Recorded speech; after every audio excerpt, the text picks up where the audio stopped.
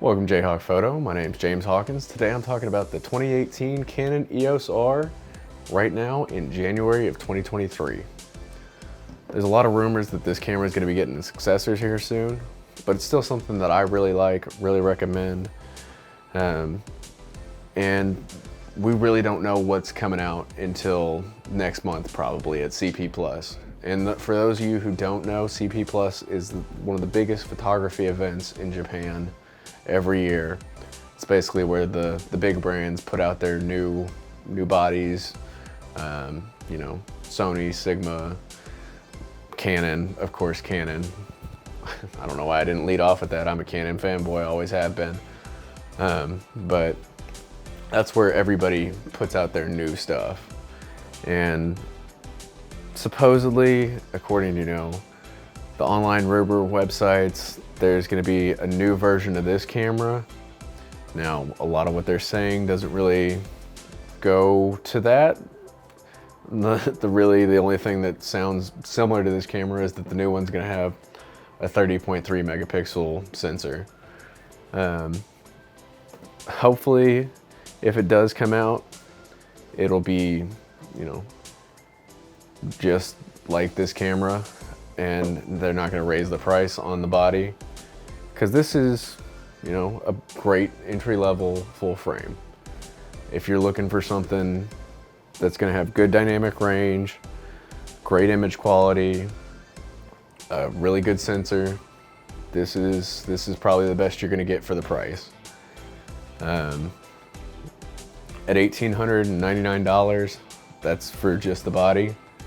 You can go ahead and get, the little RF50, and it's a great portrait lens, great street photography camera. Like, it's gonna do you right for, right at $2,000. If you want to get the base kit lens, you're looking at spending $2,100. And then if you really want to go all the way, start with that professional level glass, go ahead and spend $2,900 for that 24 to 105 f4L. Personally, that's what I went ahead and did. I don't regret my decision at all. I love that lens. It's one that I carry when I'm out doing nature photography, or if I'm doing any kind of camping. Like, it's versatile. That aperture gets wide enough to let in a decent amount of light, and when I'm doing landscape photography, I'm going to be closing it down anyway, so why have to, carry anything else besides that lens and maybe my 50. And of course, I've got my large Sigma 150 to 600 adapted on while I'm hiking. But that is not the point of this video. The point of this video is talking about this little guy right here, the EOS R. Now, with the age of this camera being 5 years old, it's got the Digic 8 processor. It's a solid camera.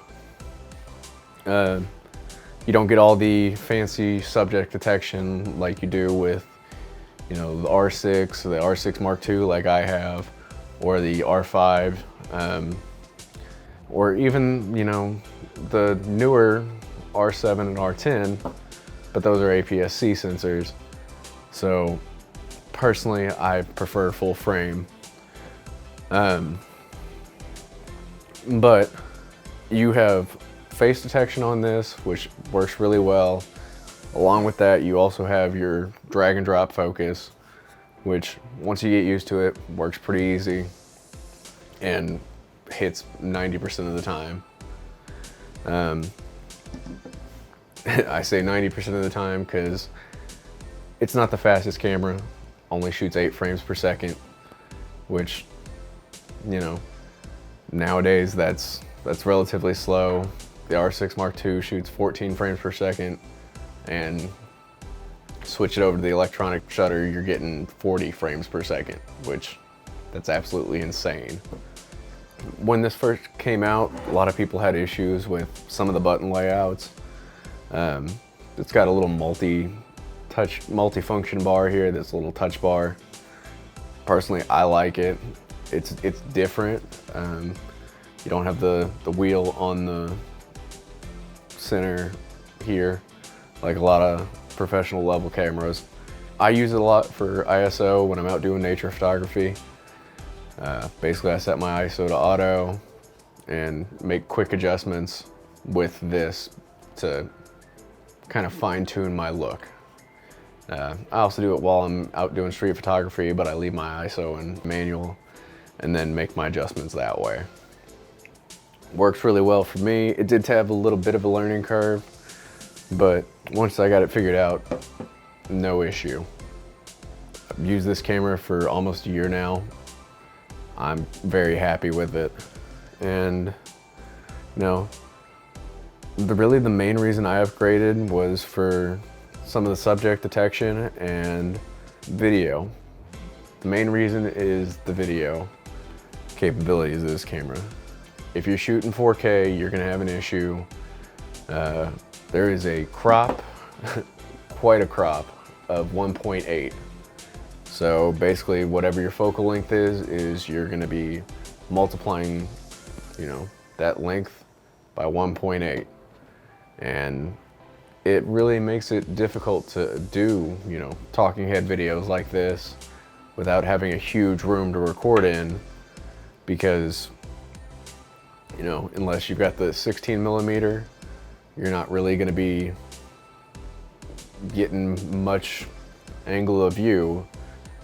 And then also at that, you're only taking the center of that image, so you're not going to be getting the bokeh and bokeh, however you want to pronounce it, in the background. You're just going to be getting, basically smaller than an APS-C sensor size, and it's going to be cutting your light, cutting your overall field of view. It's not great, but it is what it is. You can definitely shoot video on this camera. I've done a few short videos and stuff with this, but not a lot. And now that I'm working on becoming more professional in this industry, I had to upgrade to a newer camera, and I really like the features of the R6 Mark II. So I went ahead and got it. Any other cons really are just kind of minute. There's no IBIS in body stabilization, but a lot of the lenses out there have image stabilization, and for the most part, I haven't had too much issue unless you're, holding this thing out right in front of you. It's light enough to where you're not gonna have too much shake, and if you use proper shutter speeds, you're fine. In reality, it's a little outdated, but yeah, I would still say to a friend of mine, go pick this camera up. If you want to go out and shoot, if you want to, start into your mirrorless journey, this is a great camera.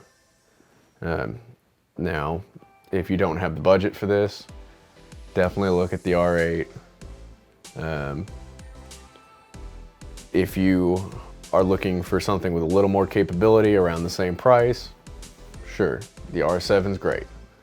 But if you want to get a full frame camera that still holds up, now there is a chance it'll be, completely obsolete. Not completely obsolete, but some people would say that in the next couple months. Go ahead and, maybe skip this one if you don't want to have that issue. Or if you're kind of tentative about it, maybe get a renewed one. Get a camera that's open box, something like that. I will definitely still keep this in my bag as my backup. And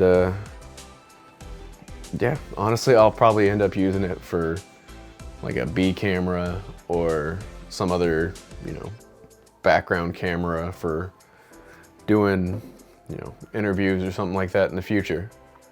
It's not going anywhere, and it's gonna stick with me. I'm still very happy with it. I'll put some images at the end of the video of, you know, some of the shots that I was able to capture with this and give you an idea of what you can do with it.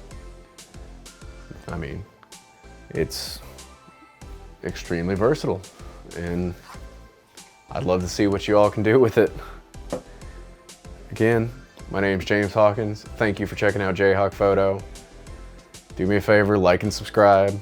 And at the end, there's gonna be a referral for my newest video up here. And down here, it's gonna be probably a suggestion for something on my channel that you may like. And thank you.